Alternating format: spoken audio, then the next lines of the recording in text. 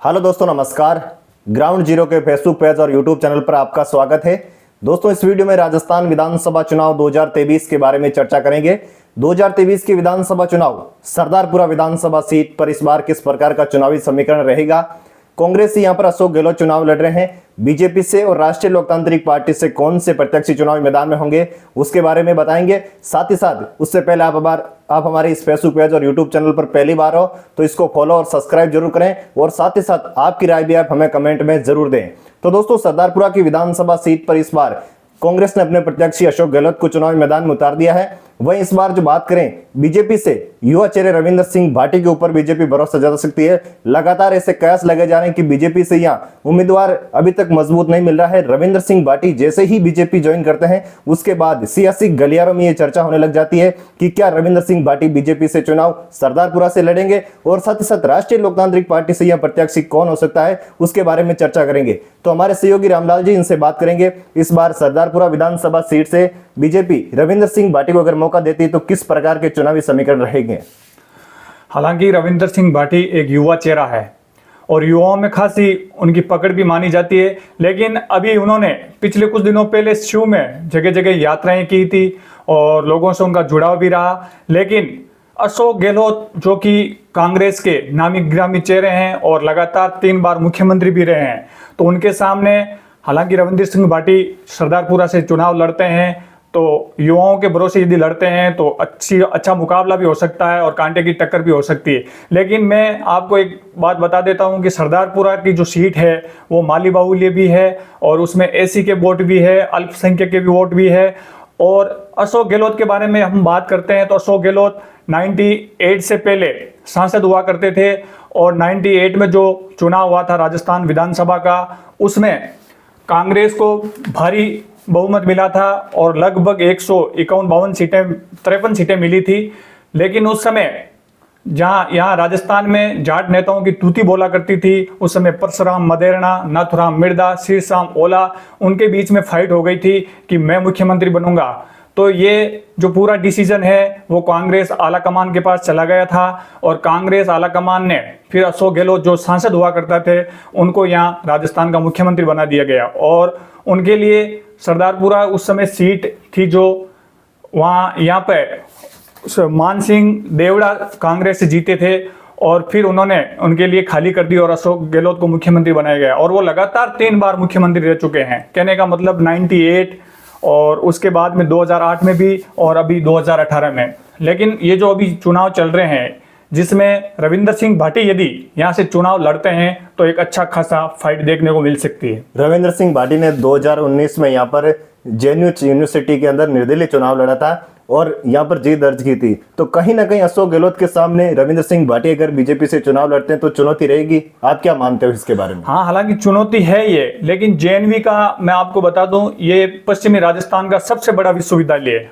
और यहाँ पर एबीवीपी और एनएसवाई से ही लगातार कैंडिडेट जीतते आए हैं। लेकिन पहली बार कॉलेज के इतिहास में या यूनिवर्सिटी के इतिहास में देखा जाए तो रविंद्र सिंह भाटी ने यहाँ निर्दलीय चुनाव लड़ा और भारी बहुमत के साथ उन्होंने जीत दर्ज की और वही क्रेज आज भी युवाओं में कायम है और वो पश्चिमी राजस्थान में काफ़ी पॉपुलर भी नेता है। और वो यदि यहाँ से दावेदारी करते हैं या बीजेपी उन पे अपना दाव खेलती है तो एक अच्छा फाइट हो सकता है, मुकाबला हो सकता है। लेकिन आपको याद दिला दूं, यहाँ पिछली बार राष्ट्रीय लोकतांत्रिक पार्टी के भी उम्मीदवार थे सुभाष कड़वासरा, और हालांकि उनको पिछली बार ज़्यादा वोट नहीं मिले थे, लेकिन इस बार राष्ट्रीय लोकतांत्रिक पार्टी और चंद्रशेखर आजाद रावण जो यूपी से बिलोंग करते हैं उन दोनों के बीच में अभी गठबंधन हुआ है। तो इस बार मुकाबला काफी रोचक हो सकता है। यदि वोटर इस आरएलपी या थर्ड फ्रंट की ओर मूव नहीं होते हैं तो मैं कहता हूं कि इस बार बीजेपी अशोक गहलोत के लिए मुसीबत बन सकती है। रामलाल जी, अगला क्वेश्चन मेरा ये रहेगा, सरदारपुरा विधानसभा सीट पर बीजेपी के बड़े दिग्गज नेता जो कि अशोक गहलोत के सामने टिक नहीं पाए, रविंद्र सिंह भाटी के लिए सबसे बड़ी चुनौती क्या रहने वाली है इस बार 2023 के विधानसभा चुनाव में? ये सही बात है कि पिछले दिनों बात हो रही थी गजेंद्र सिंह शेखावत की और बाकी पूरे राजस्थान में यही चर्चा हो रही थी कि गजेंद्र सिंह शेखावत को इस बार सरदारपुरा से टिकट दिया जाएगा।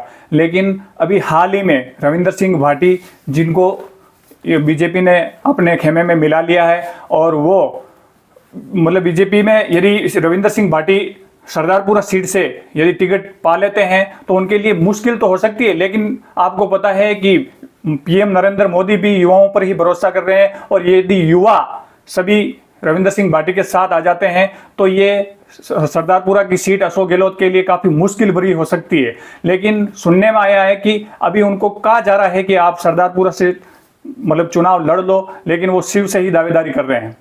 रविंद्र सिंह भाटी को अगर भरोसा जताती है, अगर रविंद्र सिंह भाटी को अगर यहाँ से चेहरा नहीं बनाया जाता है तो फिर क्या सांसद गजेंद्र सिंह शेखावत के ऊपर बीजेपी भरोसा जता सकती है?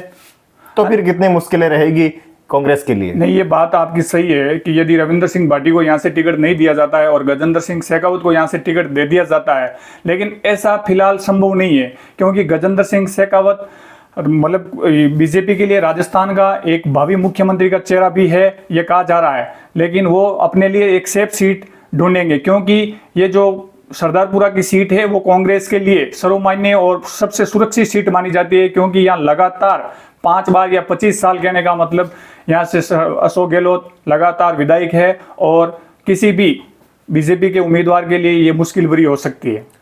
सरदारपुरा विधानसभा सीट पर इस बार राष्ट्रीय लोकतांत्रिक पार्टी भी ताल ठोकने वाली है।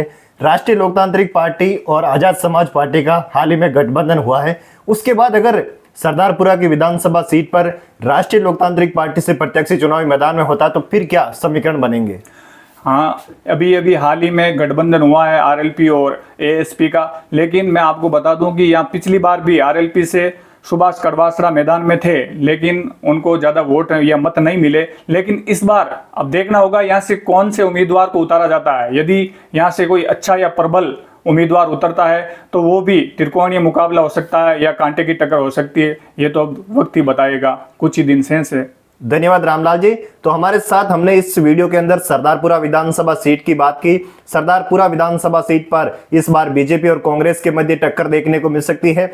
हालांकि यहां पर राष्ट्रीय लोकतांत्रिक पार्टी भी मजबूती से चुनाव लड़ेगी। सरदारपुरा की विधानसभा सीट पर इतिहास में देखा जाए तो ये कांग्रेस का यहाँ बोलबाला रहा है। 1998 से लेकर अब तक यहाँ पर माननीय मुख्यमंत्री अशोक गहलोत जीता है। हालांकि इनके सामने कैसा भी बड़ा दिग्गज नेता हो, फिर भी अशोक गहलोत के ऊपर जनता ने भरोसा जताया है। एक बार फिर से क्या सरदारपुरा की विधानसभा सीट पर कांग्रेस के ऊपर जनता भरोसा जताएगी? फिर से अशोक गहलोत को जिताकर राजस्थान की विधानसभा चुनाव में भेजेगी? हालांकि ऐसे कयास लगाए जा रहे हैं कि राष्ट्रीय लोकतांत्रिक पार्टी और बीजेपी इस बार जो है कांग्रेस का समीकरण बिगाड़ सकती है, लेकिन यह तो आने वाला वक्त बताएगा। आप भी हमें कमेंट करके जरूर बताएं कि इस बार सरदारपुरा विधानसभा सीट का चुनावी समीकरण किस प्रकार का रहेगा। क्या रविंद्र सिंह भाटी के आने से यहां समीकरण बदल सकते हैं, या फिर गजेंद्र सिंह शेखावत के ऊपर ही बीजेपी आला कमान भरोसा जताएगी, या किसी नए चेहरे को चुनावी मैदान में उतार सकती है? राष्ट्रीय लोकतांत्रिक पार्टी का चेहरा कौन हो सकता है, उसकी भी जानकारी आप हमें कमेंट करके जरूर बता सकते हैं। राजस्थान की सभी विधानसभा जो सीटों की अपडेट हम आपको इस ग्राउंड जीरो फेसबुक पेज और यूट्यूब चैनल के माध्यम से देते रहेंगे। तो आप इस पेज को फॉलो जरूर करें, यूट्यूब चैनल को सब्सक्राइब जरूर करें। इसी प्रकार के अपडेट के साथ मिलते हैं, तब तक के लिए जय हिंद, जय भारत, वंदे मातरम।